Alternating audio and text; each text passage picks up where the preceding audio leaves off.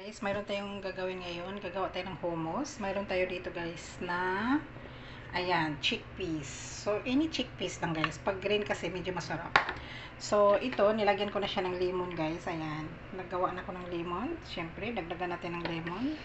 Ito yung ating lulutuin mamaya din. So, ito, ayan.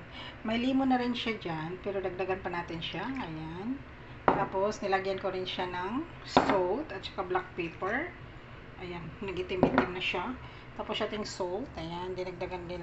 Marami ng salt yan guys pala. Nilagay ko na pala yan kanina. Tapos lagyan natin siya ng tahini. At saka ito, ilagay na natin siya dito. Tapos, yan guys, ihalo mo lang yung salt. Siyempre. Ayan, chickpeas.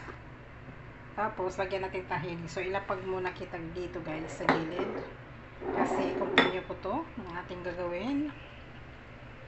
Ayun, lagyan natin ng tahini. Mayroon tayong tahini. Ito, tahini yan siya. Ayan, tahini.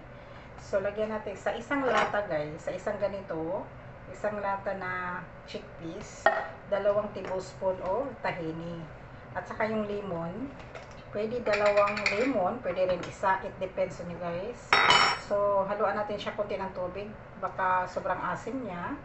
Tapos, more lemon pa. More lemon. Yun. Tapos, ito yung ating tahini. Fresh from Lebanon. Galing tong Lebanon guys. Dala nila. So, ngayon, pag open mo guys, medyo sticky sa ilalim. So, kailangan mo siyang galaw-galawin yung ating tahini kasi oil at saka yung malapot na tahini. Yan guys, ito yung malapot niya. Yan. Ito yung malapot na tahini. So, di ba makita? Yan. So, ito yun. Yan, malapot siya. So, ngayon, 2 tablespoon ang ilagay natin. Tahini. So, yun. Ipakita ko sa inyo guys. Yan. So, isa. Yan. Isang kutsara. So, dagdagan pa natin ng isa pang kutsara. Bali, dalawang tahini. 2 tablespoon na tahini. Yan. Oh, lala. Masabaw, guys. Masyadong masabaw siya. Yan. May oil kasi siya, guys. So, lagyan natin ng konting oil. There you go. So, ilagay na natin at i-blend na natin yung ating hummus. Ganito lang magawa ng hummus, guys. So, 2 lemon ang gagawin nyo. Tapos, lagyan nyo yung kunting tubig. Pwedeng tubig, pwede rin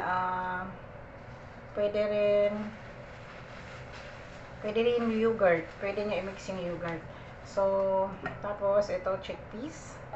Tapos, black pepper. Pwede rin nyo, lagyan nyo ng, guys, masarap siya lagyan ng bawang, or garlic, yes. So, ito, black pepper, lagyan mo rin siya konti dito. Nilagyan ko na kasi, guys. Tapos, paglagyan mo siya ng, bawang puti, masarap siya. Kaso lang, yung garlic kasi ayaw ni amo.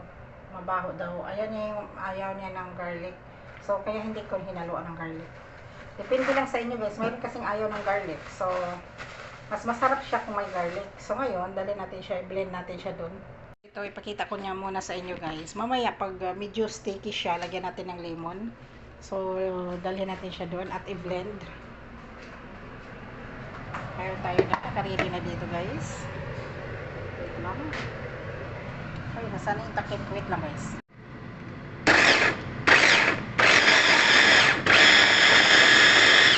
Yan, lagyan natin sa blender.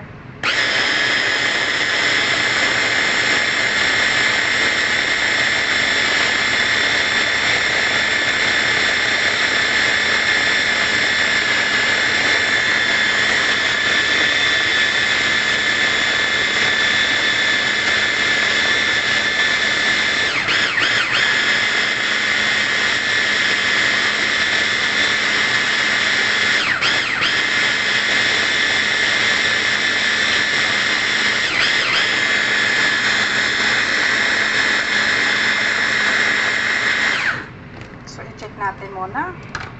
Yun, nakikita niyo yan guys. So, ngayon, mayroon siyang umakyat na buo. So, syempre, natin siya, ibaba natin siya para masama sa pag-blend.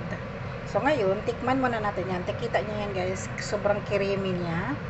So, kung gusto nyo medyo wet pa siya, lagyan mo siya ng, tikman mo muna siya kung kulang ng asin or lemon, dagdagan mo ng lemon or asin. So, ngayon, tikman natin siya kung anong lasa. Wait lang guys, kukuha lang ako konti.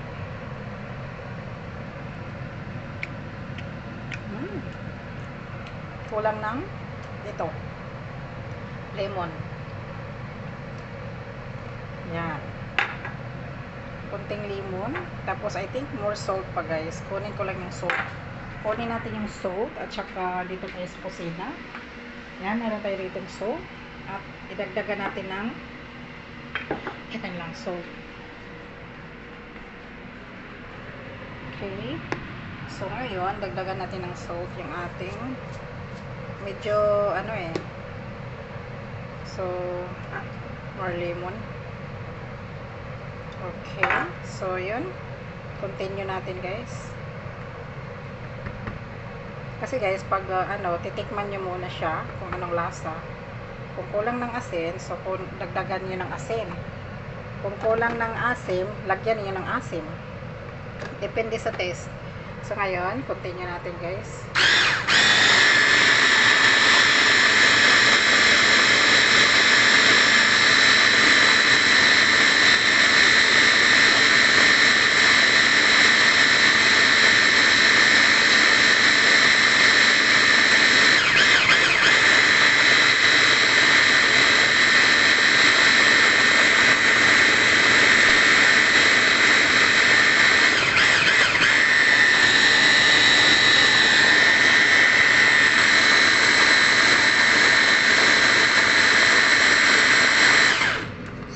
Check natin.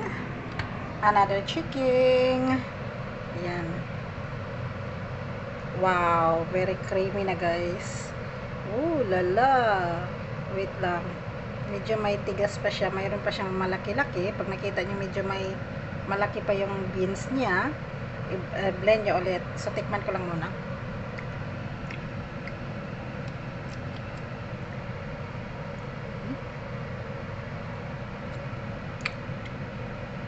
More salt. Okay, more salt tayo. Okay. Okay na yung lasa niya. So, mamaya lagyan natin ng oil. So, pwede na yan siya. Ayan. Continue pa natin guys kasi medyo may, yung bits na mayroon pang medyo malaki. One more.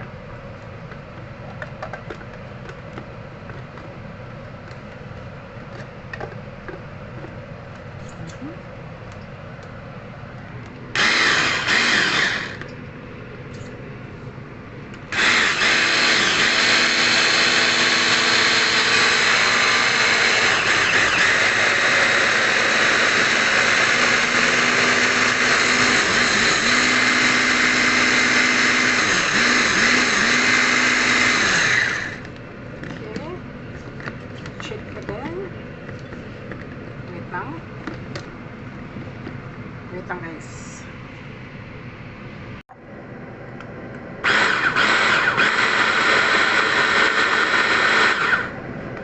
Yan, i-check na natin guys. Wow. So ito na nga yun. Diyan ka muna. Okay. So ito na yung ginawa natin hummus. So tikman lang natin.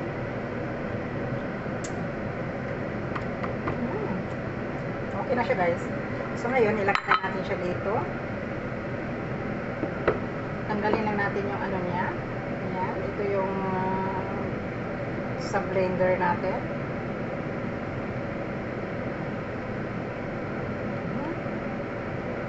Ayun.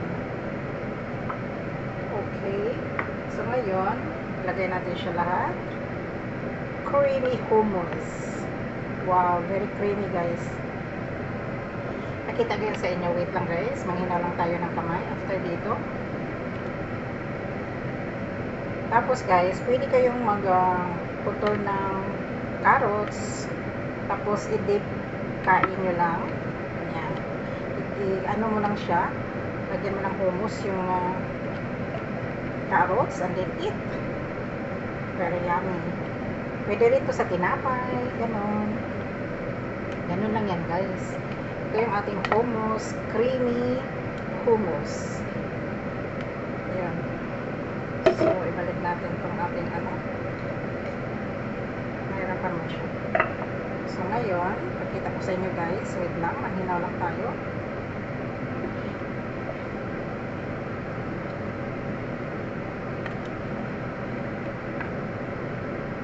Ayan, ganyan na lang siya.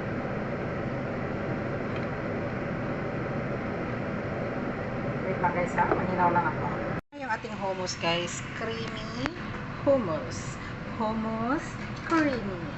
So, nakita niyo yan guys, very creamy. Look at that. As nakita niyo yan siya, ganyan. Tapos lagyan mo siya ng olive oil sa middle. Oh, look.